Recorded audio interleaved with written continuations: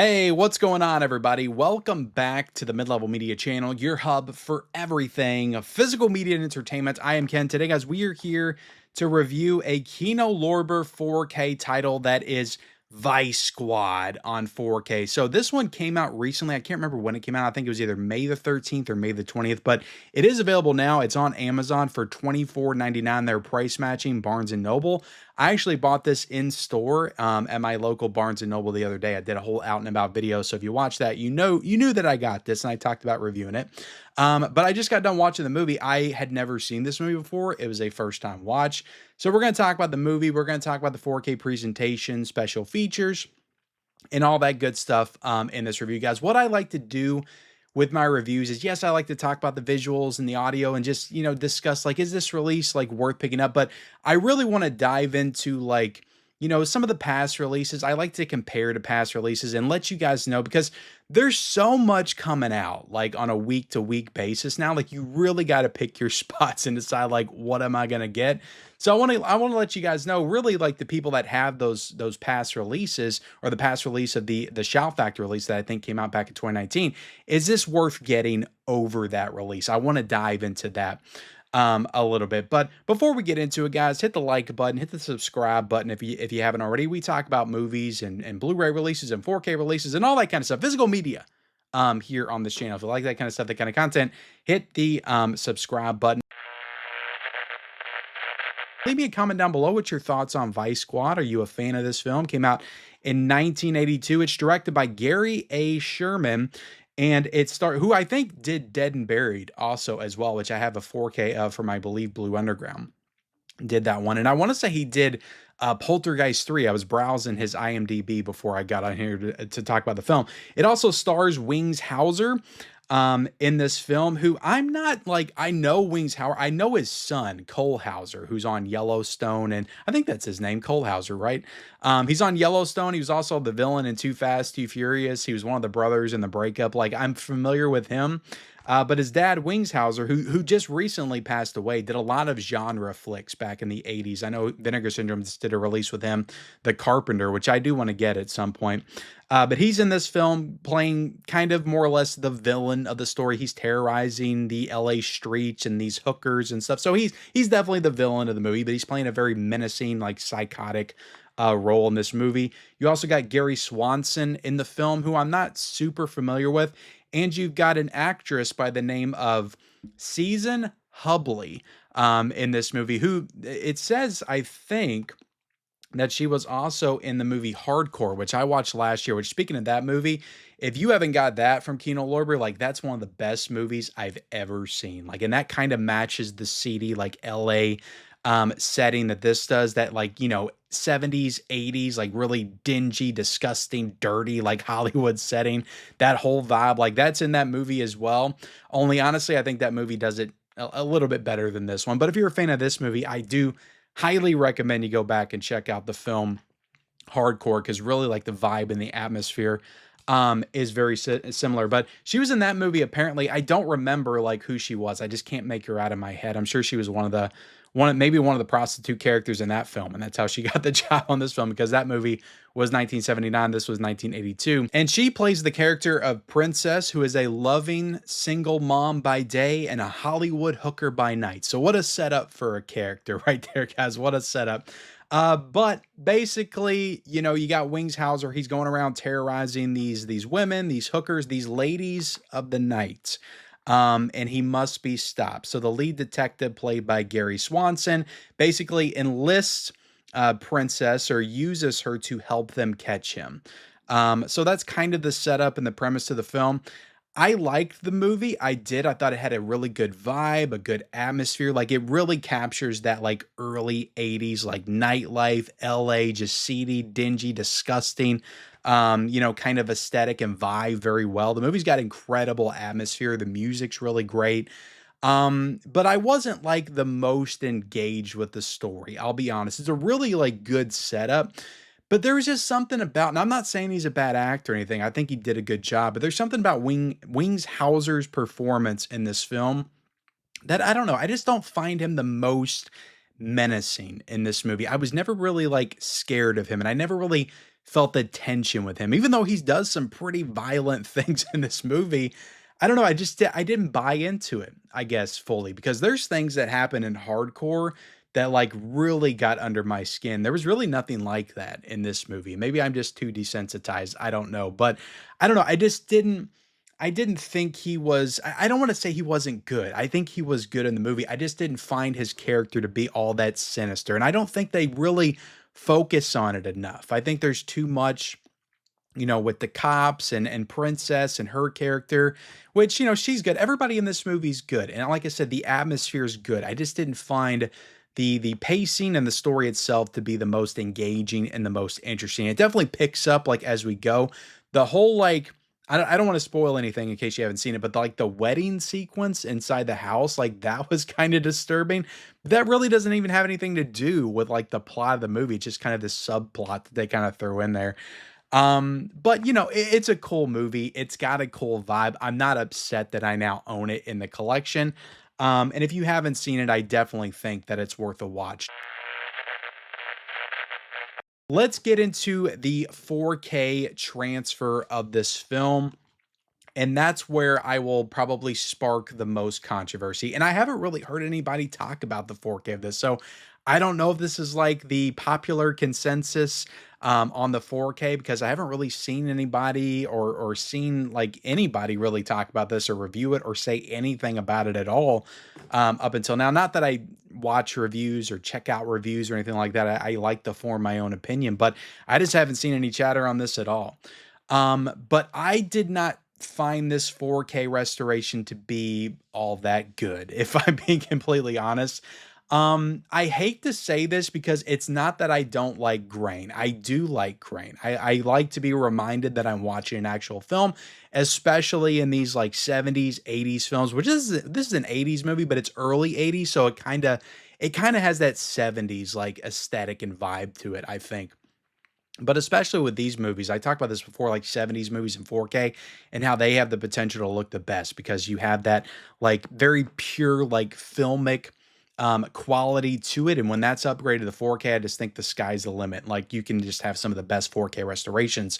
Not really the case here. And it doesn't help that this doesn't have HDR. It doesn't have Dolby Vision, which is kind of a rarity these days for Kino Lorber 4Ks. They usually include it in a lot. But this is also it's a brand new UHD SDR master, and it's from Studio Canal that did the restoration, which sometimes Kino Lorber will license out Studio Canal restorations, or from Paramount as well. Like they do their own scans sometimes, but also they license out restorations quite a bit as well. And they got this from Studio Canal. And I don't know, I just wasn't super impressed. First off, like the movie itself, just the like the colors and the aesthetic of it. I don't know if it was this 4K because I haven't checked out the Shout Factory version, but it's kind of an ugly movie. Like especially like because it takes place in Hollywood and just LA, and you would think there would be more like colors and more things that pop in the movie. Kind of like hardcore. I hate to keep comparing it, but it really kind of gives me a similar vibe to hardcore. But the colors and stuff and just the like the look of hardcore, even on Blu-ray, I thought looked better than this. And that was a movie from 1979. So I imagine they're using kind of the same style, the same type, or Cruisin'. We can talk about Cruisin' as well, which Arrow Video just did. That was like a super pristine, just awesome looking 4K presentation that still had that very filmic, quality to it. There was a good amount of grain in that as well, but that was an incredible 4K. And this movie does have that same kind of look, just aesthetically, filmed around the same time. And again, it was shot on 35 millimeter. This does not look like Cruisin'. Not at all. I didn't find the detail to be that sharp. I didn't find it to be that clear. I didn't find it to be that impressive. Now, there were some up-close shots here and there that looked pretty good. But they're very kind of few and far between. And most of this just kind of looks a little muddy and a little unclear, like in parts, to the point where I was like, well, maybe that's just how it was made and how it's shot. Maybe this just doesn't need a 4K. But the movie's like really ugly. Like there's really like, yellows and pukey greens. And I don't know, like maybe it didn't look that bad on the Shout release back in the day. I didn't own that, but I popped in the Blu-ray of this and it kind of looks similar, but I do feel like the 4K kind of brings those colors out a little bit more and makes it look even uglier on 4K than it does on Blu-ray, because they include the Blu-ray here with the 4K scan. So honestly, like if I'm being honest, because I just wasn't impressed with this 4K at all. If you're gonna get this, if you don't have the shout release, okay, only if you don't have the shout release and you're interested in this movie, there's a Blu-ray for $14.99. And in a future Kino Lorber sale, it could be like $10.99. It could be $9.99, $11.99, around that range. So it could be even cheaper. Like you could get the Blu-ray of this for $14.99, still get all the features and everything. And honestly, like I just don't think the 4K is worth it. Like there are a few moments where there's some good clarity.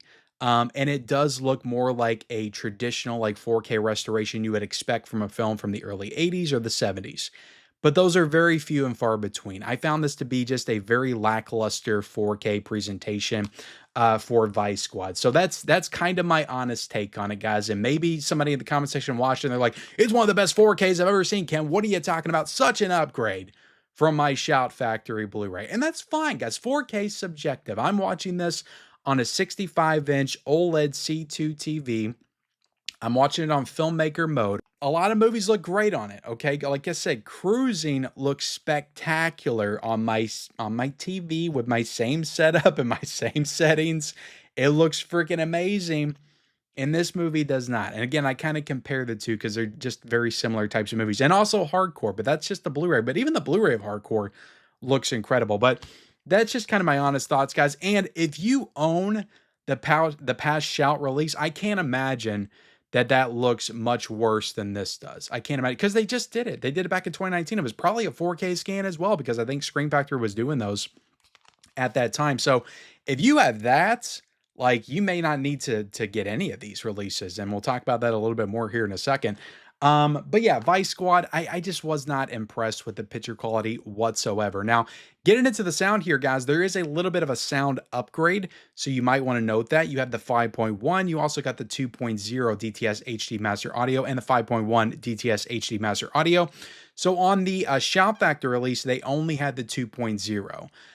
Which honestly, like, sounds really great. The 2.0 sounds fine. I popped on, I kind of toggled it between the 5.1 and the 2.0, but I don't have that full sound setup, guys. I've got a soundbar that kind of is supposed to simulate that 5.1. And they both sounded good. Honestly, like the 2.0 to me just sounded a little bit more natural.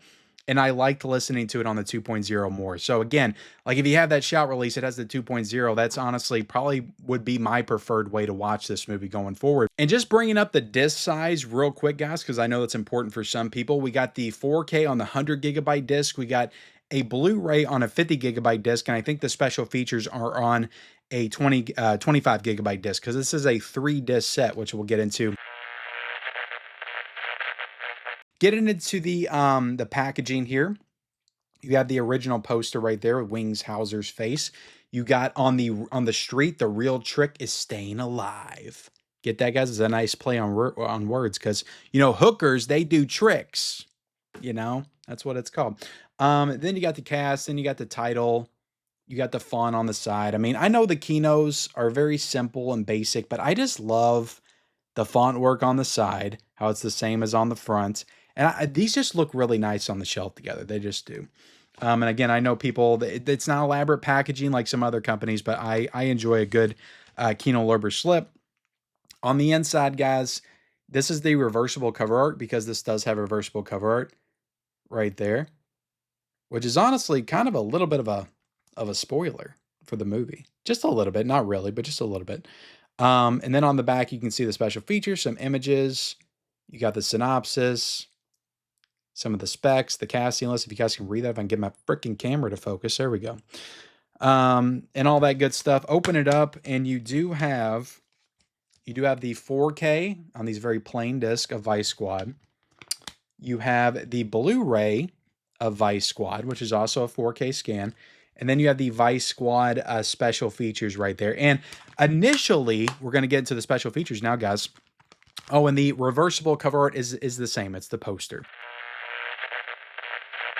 Initially, I was like, why did they put this on 3 discs? Like, they could have put those special features on the Blu-ray disc. Why do we need 3 discs? But when I popped in that special features disc, and keep in mind, none of these are new features. There's a new audio commentary here. There is a new audio commentary, but that's it. There's also the past audio commentary that came out with the Shout disc. But all these special features are from that Shout Factory release back in 2019. And I don't know what it was with this movie, but like I've never seen such lengthy special features in my entire career on here reviewing 4K and Blu-ray titles. I have never seen that before. Like these features are incredibly long. They're almost like their own like little mini documentaries. They're almost all an hour long. I think the one with the woman is like 45 minutes. And I think there's another one towards the end that's like 25 minutes, but there's 4 of them with the actors and the director of the movie. I think the one with the director of the movie is like an hour and 12 minutes, but like all together, you have 6 new interviews here with the cast and crew. Most are actors, I think. You have interview with actor Gary Swanson. You have interview with director Gary Sherman. You have Hollywood Magic interview with producer Brian Frankish. You have interview with actress Beverly Todd. You have interview with actor Pepe Cerna. And you have an interview with actor Michael Ensign. 6 interviews. All of these are totaling close to 6 hours, I would say, or at least 5 hours and 45 minutes, something like that. But it's insane. I've never seen anything like it. Never. I was like, what got into freaking Scream Factory, Shout Factory back in the day? What compelled them to shoot such lengthy special features? So if you're like super into Vice Squad, like that's an incredible amount of supplemental material to dig into right there. But also, if you're a big fan of Vice Squad, you probably already had that Shout release from back in the day, and there's nothing new here. All this stuff was on that Shout disc back in the day. But you also have Hollywood Street Walking, sorry guys, Vice Squad filming locations. Then you have the theatrical trailer, radio, and TV spots. So overall, guys, look, I don't recommend the 4K. I really don't. It's $25. I think after the sale, it'll probably go up to like $30, $33, something like that. Yeah, you can probably get it in a future Kino sale for $17.99. And I know, I get it. I completely do. There's some people that just want the 4K. They don't care if it looks better or not. They just want the 4K. They want to have their options. They want the 4K. They want the Blu-ray. But if you're not like super into 4K, if you're like, do I need that 4K? Do I not? Am I just go okay with the Blu-ray? You're okay with the Blu-ray. Get the $14.99 Blu-ray. You'll get all the special features. But if you already had the Shout Factory release from back in the day, I don't think you need this at all. Now that version is out of print, or it's going for $40. So this version is cheaper overall, because if you wanted to get that Shout Factory release, it is kind of expensive right now because it's out of print. So this would be your best option right now, or the Blu-ray version for $14.99 would. But yeah, guys, that's my thoughts on Vice Squad. Hopefully I maybe helped you guys save some bucks with this release, because again, I just don't think the 4K is that good. I got to be honest, and I just don't think it's that good. It might be in the running for like one of the worst 4Ks that I've seen this year in 2025. So there you have it, guys. That's my review of Vice Squad. Hope you enjoyed it. Hit the like button, hit the subscribe button, turn on those bell notifications for all future videos, and follow me on all my social media accounts. Those links are down below in the description. And we'll see you next time.